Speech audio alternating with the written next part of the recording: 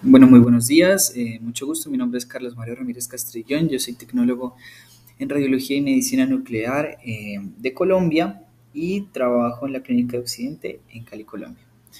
Para mí realmente es un honor poder hacer parte del panel de expositores en este segundo congreso virtual venezolano de radiología e imagenología. Entonces agradezco al comité organizador por la invitación a este prestigioso evento y por su consideración con mi exposición. Entonces vamos a comenzar. Vamos a hablar de la gamografía renal con DMSA versus el renograma de TPA, usos y utilidades. Bien, pues para poder entrar en materia tenemos que empezar a hablar un poco del riñón y su anatomía. ¿Sí? Vamos a decir que pues va a ser imprescindible recordar que el riñón eh, es un órgano muy importante en el cual se llevan a cabo varios procesos, ¿sí? Como la filtración glomerular, la secreción, reabsorción y excreción de sustancias. Bien, estos van a tener como resultado pues, la retención de líquidos y solutos que van a ser eh, a su vez encargados de eliminar las sustancias tóxicas productos del metabolismo del organismo. Bien, vamos a decir que son dos órganos, ¿sí? Son glandulares localizados en la región retroperitoneal. Están localizados acá al lado de la espina dorsal y vamos a tener como referencia anatómica pues las últimas vértebras dorsales para su localización, bien, en la región posterior. Tenemos dos grandes grupos que se dividen. Vamos a dividir nuestros riñones en la corteza y la médula. La corteza renal pues, va a tener unas características dentro de las cuales se encuentran que recibe el 90% de la irrigación y se encuentra irrigada por los capilares que vienen desde la arteria renal. Entonces ingresa la arteria renal y me irriga toda esta corteza por parte de pequeñas capilares, ¿bien?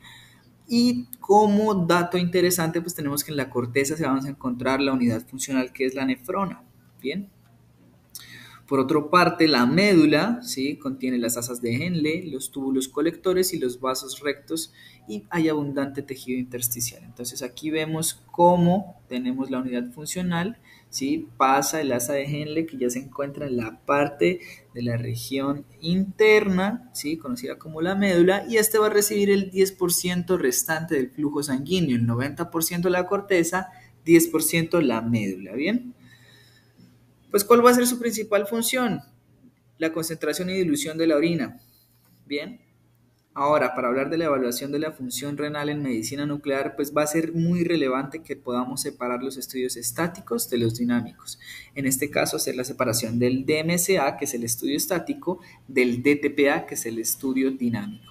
Bien, en los estudios estáticos, pues vamos a procurar obtener una imagen de la distribución de la radioactividad en un determinado momento. En este caso, por protocolo, pues es a las 2 o 3 horas después de la administración.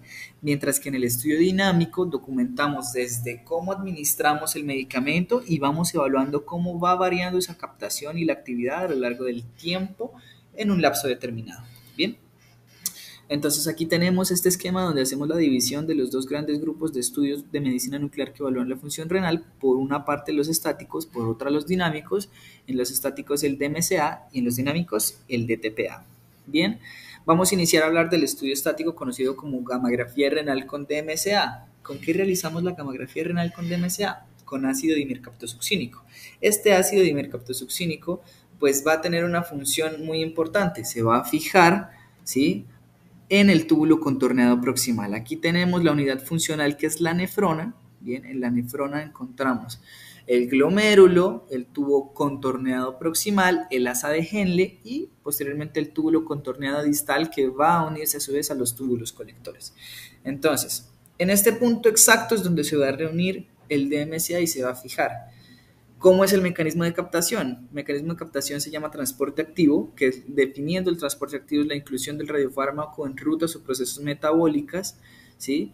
Y en este caso, pues, va a ser una fijación en el túbulo contorneado proximal con los receptores cooperantes de las proteínas megalina y cubilina. Entonces van a estar en este túbulo contorneado proximal. Bien. Aquí tenemos un esquema un poco más claro. Vemos cómo tenemos en el glomérulo, ¿sí? Tenemos la aplicación pues ya por vía endovenosa del radiofármaco DMSA y tenemos pues la fijación por parte de los receptores megalina y cubilina en el túbulo contorneado proximal. Bien, ellos son responsables de la absorción endocítica de proteínas del ultrafiltrado glomerular en el tubo contornado proximal. ¿En qué casos utilizamos la gamografía renal con DMSA?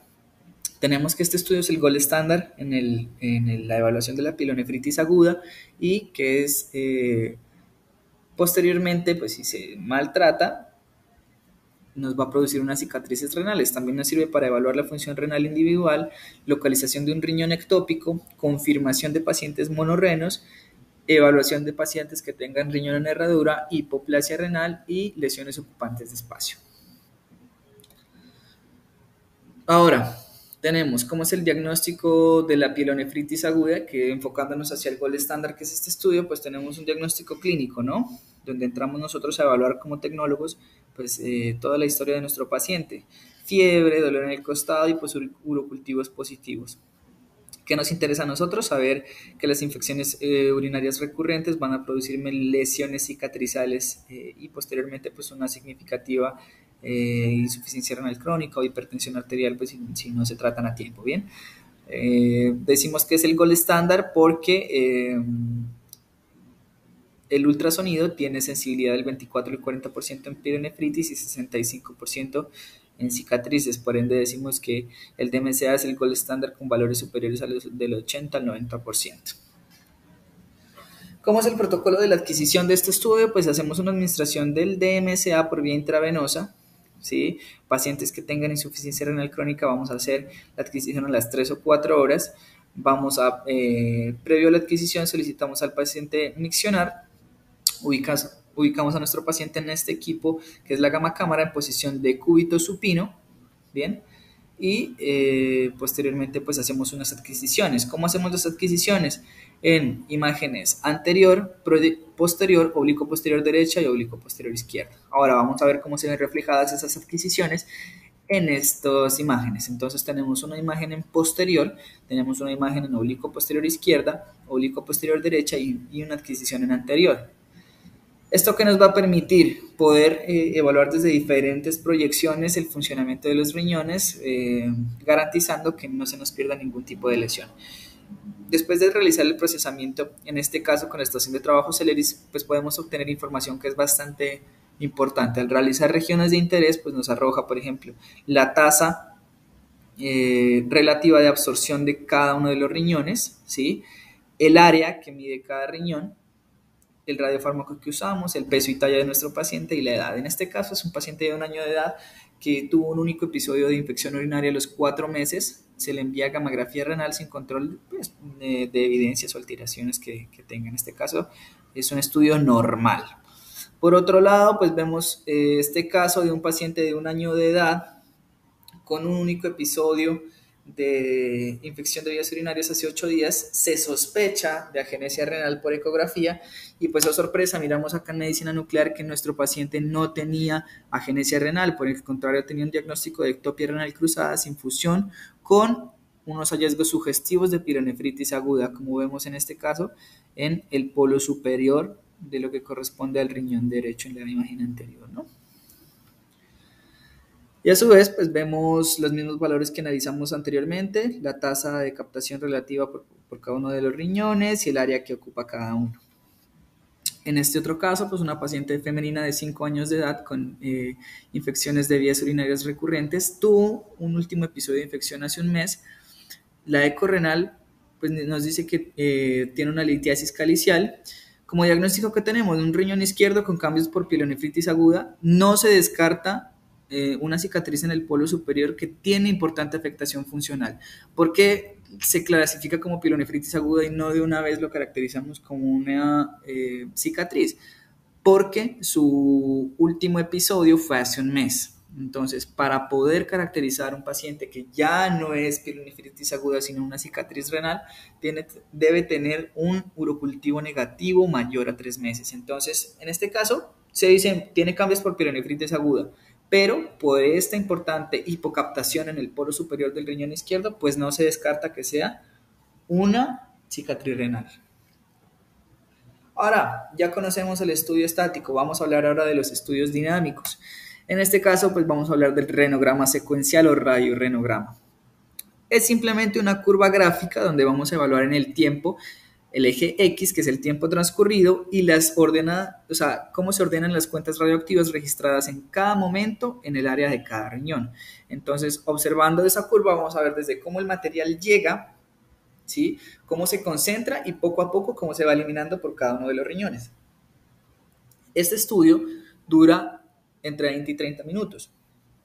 Y después de eso se realizan unos postprocesos en las estaciones de trabajo donde se trazan curvas y regiones de interés o ROI en cada uno de los órganos y pues obtenemos unas curvas que nos permiten evaluar la función renal. El radiofármaco más empleado en nuestro medio es el tecnesio 99 de TPA. ¿Qué indicaciones tenemos para el renograma secuencial? Pues básicamente pues, la evaluación de la tasa de filtración glomerular o flujo plasmático renal dependiendo de qué fármaco utilicemos. Evaluación del previa al tratamiento de la quimioterapia, pues obviamente buscando preservar la función renal, la litiasis renal, ¿sí? Hidronefrosis y pues en un estudio posterior a trasplante renal y cualquier patología obstructiva, ¿sí? Si hay alguna patología obstructiva, este es el estudio de interés, el estudio ideal, ¿no? Entonces vamos a comenzar a hablar ahora sí del radiofármaco que nosotros vamos a emplear en este estudio dinámico. Vamos a hablar del dietiltriamino pentacético o su sigla DTPA. Pues este DTPA tiene unas características importantes. Primero es su baja unión a las proteínas plasmáticas, que oscila entre el 5% y a las células sanguíneas. Entonces la excreción de este medicamento es súper rápido. Como vamos a hacer un video en pocas palabras de cómo está funcionando el riñón, pues no nos interesa que, a diferencia del DMCA, se fije, ¿sí? El DMCA llega al riñón y se fija, y dura 2 horas previo a que podamos tomar una imagen. Aquí no, aquí tenemos que administrar el fármaco bajo la cámara, ¿sí? El medicamento se comienza a asimilar al mismo tiempo y poco a poco se va eliminando y eso es lo que nos interesa evaluar. Entonces no nos interesa que el medicamento se fije, por el contrario, nos interesa que se elimine, ¿sí?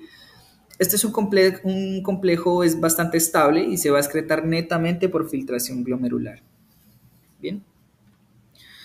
Ahora, ¿cuáles son estos usos del renograma con DTPA? Pues vamos a evaluar el flujo sanguíneo de los riñones visualizando las obstrucciones en el flujo urinario a través del sistema colector y uretral, ya que pues su distribución queda restringida al espacio vascular. Entonces, netamente va a estar en el espacio vascular, posteriormente al espacio tubular y después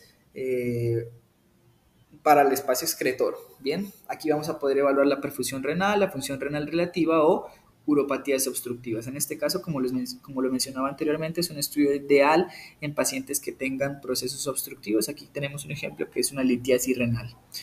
Ahora, quiero mencionar también esto, no me quiero salir mucho de la charla, que inicialmente la enfocamos únicamente con DMCA, con DTPA, pero me parece importante mencionarlo. También utilizamos para los renogramas otro medicamento conocido como mertiatide o MAC3. Este mertiatide también se utiliza para hacer un renograma, pero por el contrario, él no tiene una eliminación glomerular, sino una eliminación tubular. Entonces, por el contrario, este sí se une a las proteínas plasmáticas en su 90% y va a tener una secreción tubular. Bien. Entonces aquí vemos una diferencia de cómo se fija cada uno de los medicamentos. Tenemos fijación tubular, el DMCA, que ya lo vimos anteriormente, y el MAC3. Por el contrario, por parte de la filtración glomerular tenemos el ditiltriamino pentacético.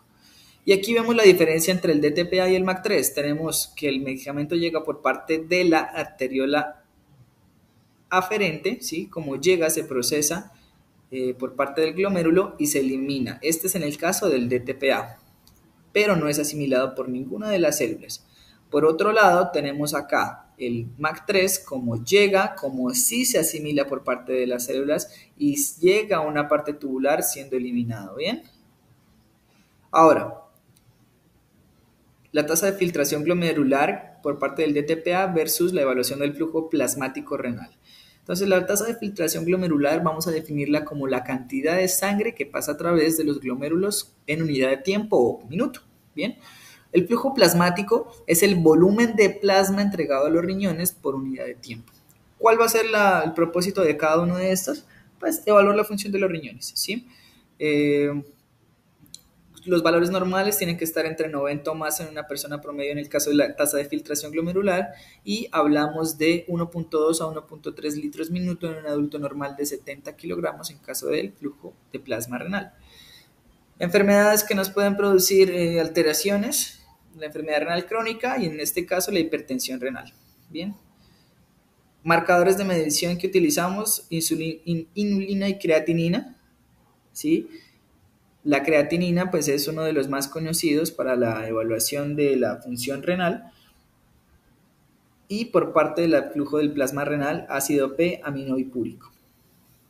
Ahora, ¿qué fases componen un renograma secuencial? Inicialmente nosotros vamos a tener a nuestro paciente en posición de cúbito supino en nuestro equipo. Lo que vamos a hacer es inmediatamente administrar nuestro trazador e iniciamos el estudio. Iniciando, pues vamos a tener 3 fases. La primera fase, que se conoce como la fase de perfusión, o es la fase del flujo. Normalmente el flujo sanguíneo se va a observar entre los 2 a 5 segundos posteriores a la visualización de la aorta. Luego, la fase parenquimatosa, pues es donde vamos a evaluar la corteza homogénea en los primeros 1 a 3 minutos. Y luego la fase excretora, que es cuando ya comienza a eliminarse, y es la fase de aclaramiento. Los cálices y la pelvis comienzan a visualizarse a los 3 minutos. Y posteriormente, los 10 y 15 minutos, la actividad en el riñón, en el sistema colector, pues va a disminuir por la eliminación. Bien. Como complemento, vamos a hablar también de los renogramas intervencionistas o invasivos, ¿sí? Donde tenemos al renograma diurético. Este renograma diurético es muy empleado en procesos obstructivos. Nos permite investigar las dilataciones del tracto urinario, cálices renales, pelvis y uréter, conservados por otras técnicas. O sea, ya tenemos un diagnóstico por Urotag, ya tenemos un diagnóstico por ultrasonido, y este estudio pues, nos va a permitir evaluar o confirmar el funcionamiento renal por parte de la función netamente, ¿no? Vamos a aplicar un protocolo que se llama el protocolo F0, donde aplicamos la furosemida en este caso, que es un diurético, ¿sí? Tenemos un estudio de renograma estándar que vamos a obtener durante 20 minutos y administramos antes de iniciar el estudio dinámico la furosemida. Bien. Esto nos va a permitir identificar un patrón obstructivo o un patrón no obstructivo. Como decimos, la furosemida pues es un medicamento diurético que me va a ayudar a estimular la activación de la función renal. Entonces, voy a poder evaluar si tengo una eliminación total por parte de nuestro riñón o tengo una captación persistente del trazador que corresponda a una actividad relacionada a procesos obstructivos. No me deja pasar el trazador y queda ahí, queda ahí, queda ahí, incluso hasta la visualización en imágenes tardías. Entonces, este estímulo es ideal para procesos obstructivos. Por otro lado, tenemos el renograma postcaptopril. Vamos a tener que hacer una introducción. Vamos a hablar de la hipertensión renovascular, que vamos a definirla como la elevación de la presión sanguínea causada por la estenosis de la arteria renal. En este procedimiento pues vamos a definir a los candidatos que son idóneos para angiografía mediante esta técnica pues poco invasiva, ¿no? Cuando existe una estenosis de la arteria renal, la disminución en la presión arterial se estimula el sistema renina-angiotensina. Entonces, ¿esto qué va a hacer? Causarme una constricción de la arteriola eferente, restaurando la presión de filtración. Entonces, me va a parecer como un estudio normal. Nuestro cuerpo es muy inteligente, entonces si tiene una alteración por parte de la elevación de la presión sanguínea por una estenosis, pues esta arteriola dice: hey, vamos a restaurar esta presión y vamos a hacer que nuestro paciente pues le aparezca normal. Pero para este caso hacemos primero un estudio basal, un renograma normal, sin ningún tipo de medicamento adicional, solo con el DTPA, y luego hacemos uno que se llama renograma postcaptopril. El captopril es un IECA. El IECA se define como un inhibidor de la enzima convertidora de la angiotensina. Me va a inhibir esa conversión de la angiotensina en angiotensina 2. Esta disminución plasmática pues va a producir la relajación de las arteriolas eferentes y por tanto la disminución de la presión de la filtración. Entonces ya ese estudio que me aparecía normal, ¿sí? Pues ya no me va a parecer normal, porque ya voy a poder evaluar directamente cómo está afectando ese cambio de la hipertensión renovascular pues en los riñones, al no tener esa respuesta por parte de la arteriola. Ahora bien, vamos a hablar de la realización que veníamos comentando del estudio. Primero, paciente con hidratación previa, lo ideal es 30 minutos antes del estudio comenzar a hidratar al paciente. Posteriormente enviar a nuestro paciente a eliminar, ¿sí? Que orine, y posteriormente se va a colocar un pañal. Esta colocación del pañal es netamente preventivo, ¿sí? Como vamos a tener un estudio dinámico que es como un video, pues yo a este paciente no le puedo permitir que pausar ese video para que baje y vaya al baño. Entonces este pañal me va a servir como un medio preventivo por si el paciente tiene demasiadas ganas de orinar, pues orina su pañal sin ningún inconveniente. Por otro lado, vamos a colocar el paciente en decúbito supino y vamos a hacer una medición de la jeringa pre. Entonces, ¿esto qué quiere decir? Hacemos una adquisición de 1 minuto de una imagen estática donde vamos a poder evaluar las cuentas que tiene la dosis. En este caso, pues serían como 5 milicurios para los adultos, ¿sí? Y posteriormente, si hacemos el inicio del estudio dinámico, ¿sí? Con previa administración de la furosemida si lo vamos a utilizar o el captopril si lo vamos a utilizar, pues de ser necesario, ¿no? Los empleamos. Después hacemos la medición de la jeringa post y la realización de una imagen tardía. Ahora vamos a empezar a hablar de los patrones gamagráficos de una captación. Entonces tenemos como la imagen 0, una gamografía normal, ¿sí? Donde tenemos una captación intensa en la perfusión, que es cuando el medicamento llega y se fija en su pico máximo, y posteriormente cómo se va eliminando en el tiempo, ¿sí? Esa es la interpretación de un renograma. Luego tenemos el 2, excreción retardada con fase de lavado preservado. Entonces tenemos inicialmente un pico alto, ¿sí? Y posteriormente, bueno, no empieza a eliminarse tan rápido, pero se elimina. Entonces, tenemos una eliminación preservada. Por otro lado, tenemos excreción retardada, excreciones y lavados retardados. Entonces, tenemos que ya no tenemos una eliminación clara, ¿no? Ya nuestro medicamento llega, se fija, se fija, se fija y poco a poco en el tiempo, casi ya al final del estudio, comienza a eliminarse. Y por otro lado, pues tenemos ya una persistencia, como vemos, esto es un punto más fuerte donde no se elimina y no se elimina y no se elimina y sigue el medicamento persistente. Y por otro lado tenemos a los pacientes que tienen insuficiencia renal crónica, pues con una captación en el parénquima preservada, ¿sí?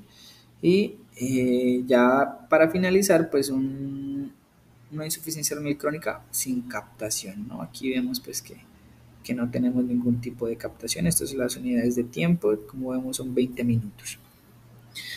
Aquí tenemos unos ejemplos de un estudio de un renograma. Entonces aquí vemos inicialmente la fase de perfusión, ¿sí? Que son estas imágenes iniciales cuando vemos cómo va llegando el medicamento, y luego aquí la fase de concentración y eliminación, como vemos tenemos una imagen cada 60 segundos, donde vamos viendo poco a poco cómo se va eliminando en el tiempo.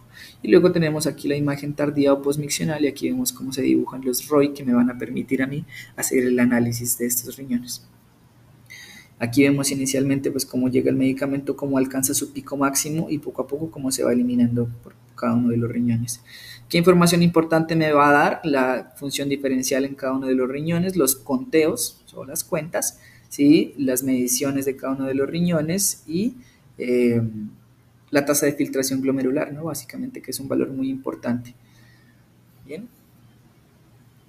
Y la tasa de filtración diferencial, ¿no? Que no es un valor unitario específico, sino un valor de análisis de cada uno de los riñones, lo cual es bien interesante, ¿no? Poder evaluar no solo como la creatinina que nos arroja un valor y este es el valor final, sino que me evalúa los riñones cada uno y me dice, mire, su riñón derecho está funcionando así y su riñón izquierdo así. Y ahora vemos unos casos clínicos donde tenemos este estudio de un paciente de 65 años con curso de masa renal derecha en estudio, biopsia pendiente pues para definir su diagnóstico, no ha tenido infecciones de vías urinarias y tuvo un antecedente de urolitiasis izquierda. Bien. Aquí vemos inicialmente la fase perfusoria, cómo se realiza la perfusión perfectamente, ¿sí? Por parte de cada uno de los riñoncitos, sin ningún tipo de alteración. Y aquí luego vemos ya la función, ¿no? Cómo llega en esta curva y poco a poco cómo se va eliminando. Esto es un estudio normal. Si vemos en la imagen postmiccional, el residuo que tenemos es mínimo, entonces no presenta ningún tipo de alteración. Por otro lado, tenemos una paciente de 26 años con un antecedente de hidronefrosis izquierda, diagnosticada en abril de 2021, a quien se le realizó una pieloplastia abierta correctiva el 7 de marzo de 2022. Este es un estudio de control postquirúrgico y aquí sí ya vemos unas alteraciones. Inicialmente la perfusión vemos que el riñón está perfundiendo bien, pero con temas de eliminación ya tenemos una diferencia. Entonces, de lo que es el riñón derecho, de lo que es el riñón izquierdo, ¿no? Entonces aquí vemos que el medicamento en el riñón derecho llega, alcanza su pico y poco a poco comienza a eliminarse, eliminarse, eliminarse, mientras que la curva del riñón izquierdo es persistente, persistente y luego llega a la eliminación, tiene una eliminación retardada, ¿no? Entonces, bueno, esto ya es el resultado de este paciente, donde se entra a evaluar, pues bueno, cómo está su cirugía, cómo está este riñoncito, pues después de esa intervención quirúrgica. ¿A qué conclusiones llegamos? Los estudios estáticos también pueden evaluar una función renal, como vimos en la gamografía renal con DMSA. Yo puedo sacar una tasa de absorción relativa de cada uno de los riñones. No quiere decir que solo me va a servir para ver si tiene cicatrices renales o no, ¿sí? Sino que también puedo obtener valores de función renal. Los estudios de medicina renal para evaluar función renal se dividen en estudios dinámicos y estáticos. Hablamos de que el DMSA es el gol estándar para pielonefritis aguda y cicatrices renales, mientras que DTPA y MAC3 se dividen en tasa de filtración glomerular y flujo plasmático respectivamente y van a ser ideales en procesos obstructivos, en estudios pretratamiento para conservar función renal, precirugía y posterior a la cirugía, como vimos en el caso anterior. Entonces, bueno, espero haber aportado un poco para aclarar cómo funcionan estos estudios de función renal en cada uno de los casos, en estudios estáticos y dinámicos de la medicina nuclear. Entonces agradezco a todos los asistentes por su activa participación, al comité por su invitación y nos vemos en una próxima oportunidad. Muchísimas, muchísimas gracias.